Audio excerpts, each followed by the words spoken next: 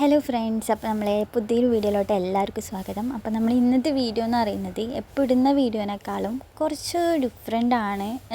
അങ്ങനെ പറയാൻ കാരണം എന്താ വെച്ചാൽ നമ്മളല്ല ഞാനെപ്പോഴും ഡ്രോയിങ്സും ക്രാഫ്റ്റും അങ്ങനെയുള്ള വീഡിയോസാണ് അധികം ലോങ് വീഡിയോസ് ആയിട്ട് ഇടുന്നത്. പക്ഷേ ഇന്ന് വെച്ചാൽ എൻ്റർലി ഡിഫറെൻ്റ് ആണ്.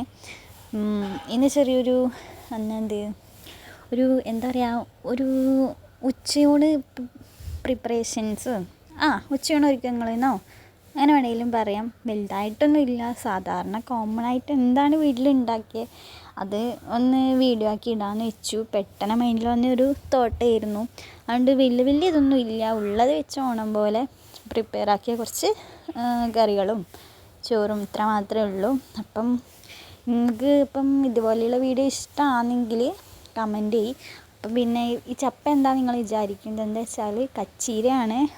ഞങ്ങളുടെ നാട്ടിലൊക്കെ ഈ ഒരു മഴക്കാല ടൈമിന് കൂടുതലായിട്ട് ഉണ്ടാവുന്നതാണ്. എല്ലായിടയ്ക്കും ഇതിനെന്താ പറയുകയെന്നറിയില്ല. അപ്പം ഇത് കച്ചീര വെച്ചിട്ടുള്ളൊരു തോരനാണ്. നല്ല ടേസ്റ്റാണ്, ഇവിടെ എല്ലാവർക്കും ഇഷ്ടമാണ്. അപ്പം പിന്നെന്താ പിന്നെ ഉണ്ടാക്കുന്നത് മോര് കറി. ഇത് എല്ലായിടയ്ക്കും മോര് കറിയല്ല, ഇവിടെ പുളിങ്കറി എന്നാണ് പറയൽ.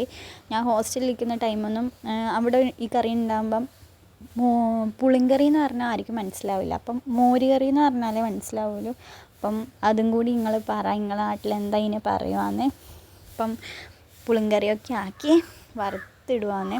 അതിന് ശേഷം പിന്നെ മുള്ളനുണ്ടായിരുന്നു, മുള്ളനും വറുത്തു.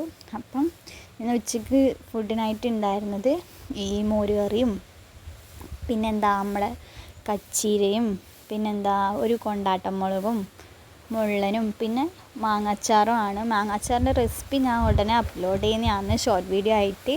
പിന്നെ നിങ്ങൾക്ക് എന്തെങ്കിലും സജഷൻസോ കാര്യങ്ങളോ ഉണ്ടെങ്കിൽ നിങ്ങൾ പറയുക. അപ്പോൾ ഞാൻ എന്തെങ്കിലും ചേഞ്ച് വരുത്താനുണ്ടെങ്കിൽ ചേഞ്ച് വരുത്താം. അപ്പം ഈ വീഡിയോ ഇഷ്ടമായ ഒന്ന് ലൈക്ക് ചെയ്യുക, മാക്സിമം ഷെയർ ചെയ്യുക. ബൈ.